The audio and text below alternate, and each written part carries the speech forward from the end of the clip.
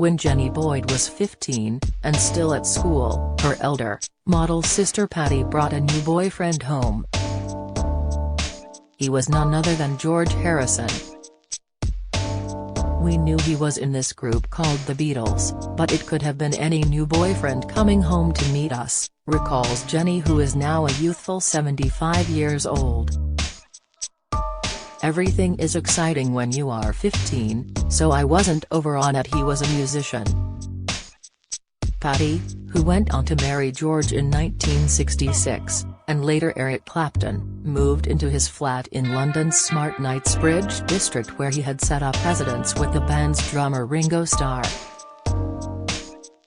As a little sister, Jenny was a frequent visitor and soon became a member of the Beatles' inner circle. By day she was studying for her O-levels, but by night she was drinking scotch and coke, and tapping ash from Gitron cigarettes into oversized onyx ashtrays, with the music turned up to full volume. I was very aware of how luxurious the flat was, but I didn't take any of it very seriously, and I'd be back to school the next day, says Jenny, whose beguiling, beautifully written memoir about her extraordinary life is out in paperback on February 23. Introduced to London's music and cultural scene via her older sister, she immersed herself in the swinging 60s, becoming friends and lovers with many of the most famous musicians of the era.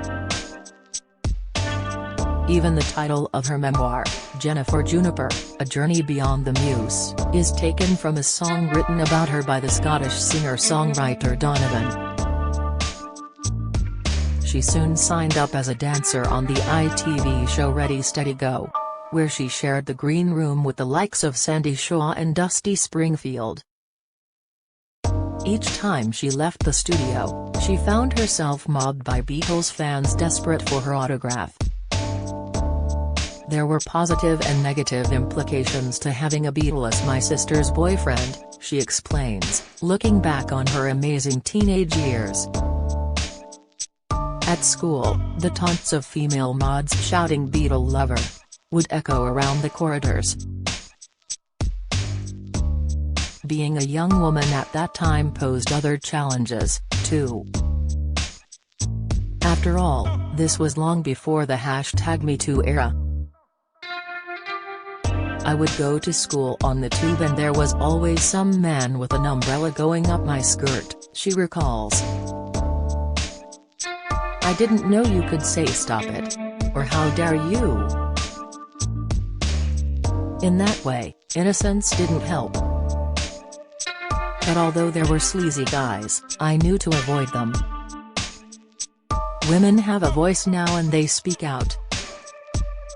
We are at the beginning of a new era. With her blonde hair, doe-ish eyes and impeccable connections, Jenny soon fell into modeling.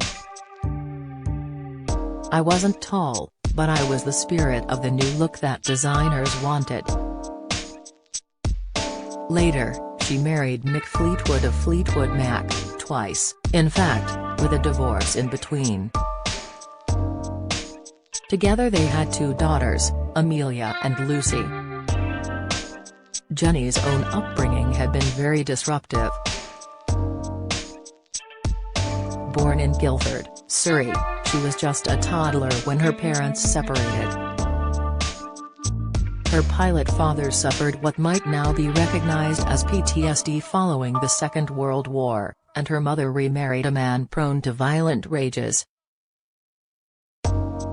This fractured childhood left her beset with anxiety, vulnerable, and may have contributed to her future issues with drugs. She shared her first joint with George and Patty when she was a teenager. I didn't feel anything from it, so George picked up a wooden animal and held it in front of me, bouncing it up and down and speaking in a funny voice to make me laugh, she recalls of her first foray into drugs. Years later, addiction would almost cost her life in a near-drowning incident.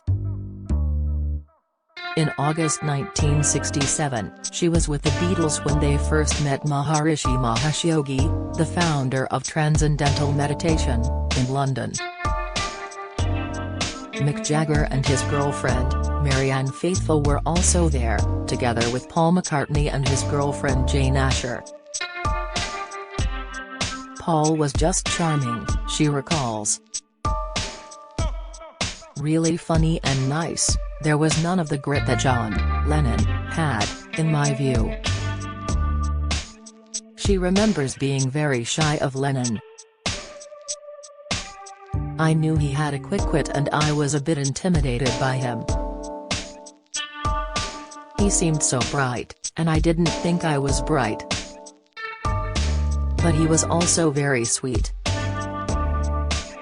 Then 19 years old, Jenny was excited by the Maharishi's teachings, so when the Beatles asked her to join them on their fabled trip to visit him in India in 1968, she jumped at the chance.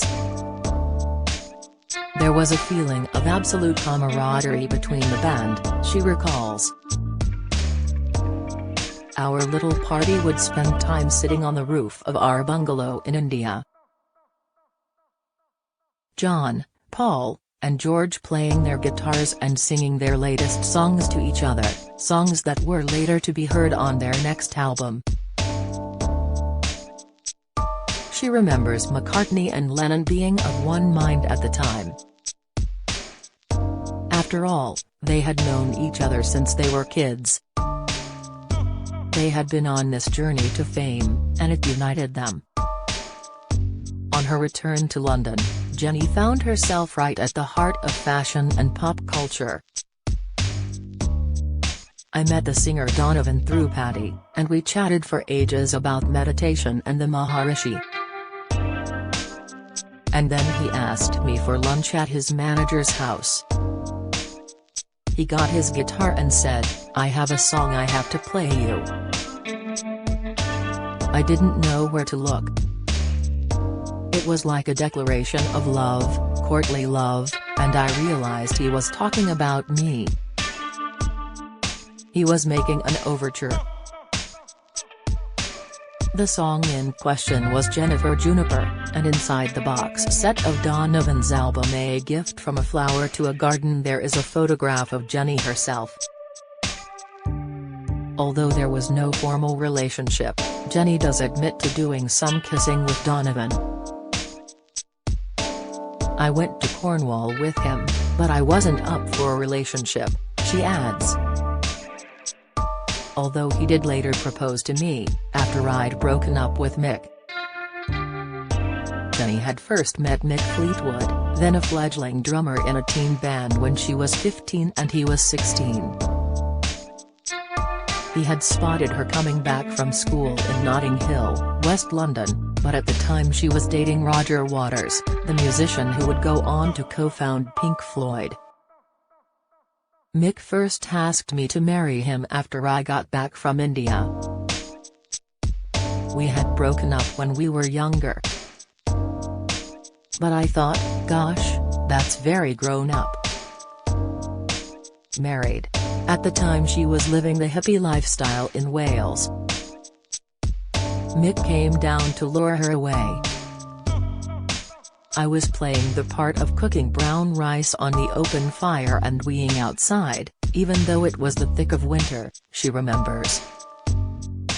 Mick said, "What on earth are you doing here?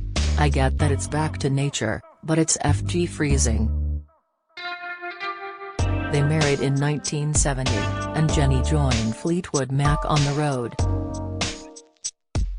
A lot of cheap hotels and driving through blizzards, is how she recalls those early years as the band built up their reputation. Jenny has a habit of unspooling her memories in this free-form way. She sounds half her age, and you can imagine her dancing like a winsome flower child, buffeted by the twin forces of love and curiosity, unsure which shore she will wash up upon. Her tempestuous relationship with Mick, which involved numerous shifts of continent with their two young daughters, was built around their cocaine drug habit. This span out of control as he went from highly regarded musician to global superstar, and it took a toll on Jenny's health. I would get ill each time we got on the road. I wanted stability, she confesses. I always had visions of a little cottage and reading fairy stories with my 2 young daughters. Instead, we were touring, our nerves on the edge. They got divorced in 1974, but were married again briefly in 1977. Even in the process of getting divorced, we were drawn together, she explains. But cocaine is a really evil drug, it kind of chills your heart. Mick was starting to look a bit like Rasputin. He had also started an affair with the band's singer, Stevie Nicks. I realized I had to take the children back to England if I wanted them to respect their father, Jenny adds. Still a freewheeling force, in 1984, she married Ian Wallace, the drummer in the band King Crimson. On their honeymoon in Hawaii, Jenny went swimming after ingesting synthetic magic mushrooms. I thought I could breathe underwater. I was mesmerized by the fish but came up spluttering and very nearly drowned, she recalls with dread. She made it back to shore, but reborn as a different version of herself. I spent the next 3 months going to schools, talking to children, warning them about drugs and alcohol.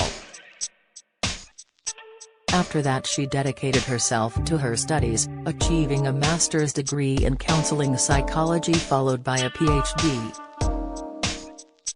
Before I nearly drowned, I had no plan. But it helped me discover who I really was.